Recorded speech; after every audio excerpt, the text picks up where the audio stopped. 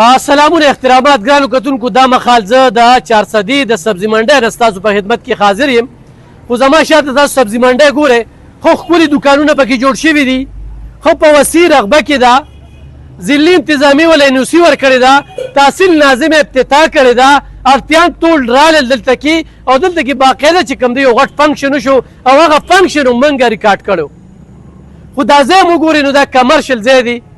او د ایربو روپو ځای دی خو کالج لیور کی خو اسپتال لیور کی خو بل څه لیور کی نو په دې کې یو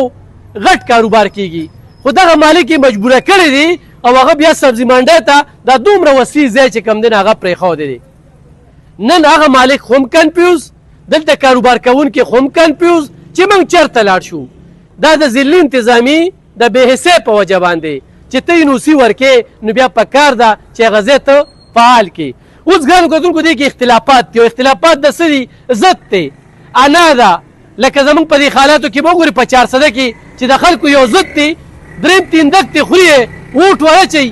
خو کار ترې نه غواړي نو دا د دغې خلکو شانتې سوچونه دي نو دلته کې هم دا وګورئ جي دا کمرشل ځای مین روډ ده دا څه خیبې دا مین روډ دی دلته کې چې کوم دی نو دا غټه لار چې کومه ده نو په دې اړخ باندې تللې ده دې خواته دا غټه لار تللې ده دې خواته دا تللې ده نو یا دې دا قانون کی یا دې هغه قانون کی او دلته کې مالک چې کومه خرچه کړې نو د هغې معاوضه دې بیا ورکړي مالک تاسو ځوړند کړی دی دا دومره لویه سرمایه چې دلته بنده شوې ده د دې ذمهوار څوک دی موږ ضروري غوښتل چې موږ په دې باندې خبره تېر کړو چې آیا روز اعلانات کېږي د ضلعي انتظامي لخوا خو اعلانات عملي کېږي نه ضلعي انتظامیه دې ته قانوني وایي ضلعي انتظامیه دې په شا کلکه ولاړه ده خو عملداري پرې نشته څنګه چې نوې اډه جوړه شوله او هغه اډه چې کومه ده تر اوسه په ځای نه شوه نو د دې نه مطلب څه دی زه به دلته کې یو اجاز روډ سره خبره تر کوم اجاز روډ څنګه ښې څه نوم دی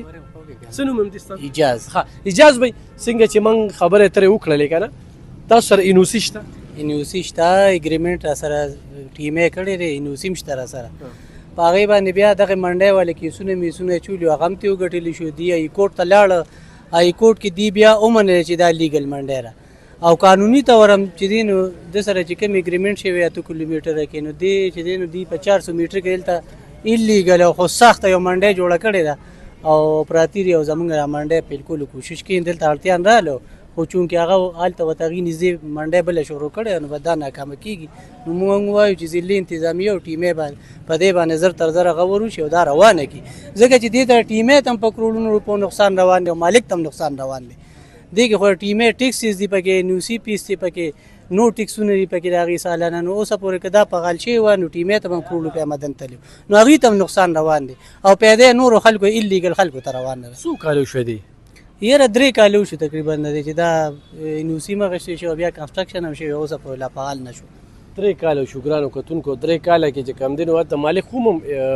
کروڑه روپۍ باندې کروڑو روپۍ په آبادي باندې لګي دي 4-5 کروڑ روپۍ او د کروڑونو روپو ځای ډېر هیوج اماونټ په دې باندې لګېدلي ډکون پکې شوی دی او ځای هم ډېر دی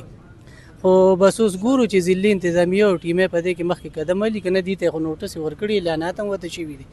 نو مونږ خو دا دې نه دغه کوو چې مطالبه کوو چې زر تر زره دا ایلیګل منډۍ بند شي او دا قانوني منډۍ بحال شي نو ټیمې ته هم د دې آمدن شروع شي لکه دا دې NOC پیس دي سالانه د دې چې دی نو د ټیکسونو پیسونه یې بورډونو پیسونه دي نو لکه ټیمې ته آمدن شروع شي ټیمې به هم روانې شي نو ګرانو کتونکو لکه دې وخت کې د منډۍ سبزي منډۍ ټیکس چې کوم دی هغه ټیمې ته ضلعي انتظامي ته نه ځي او دا 3 کاله شو چې دا ځنډولې کېږي نو دا نقصان روان دی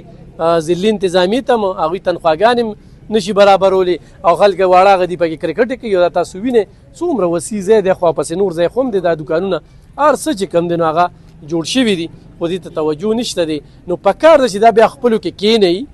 او چې خپلو کې کېنئ یو لایحه عمل جوړ کړي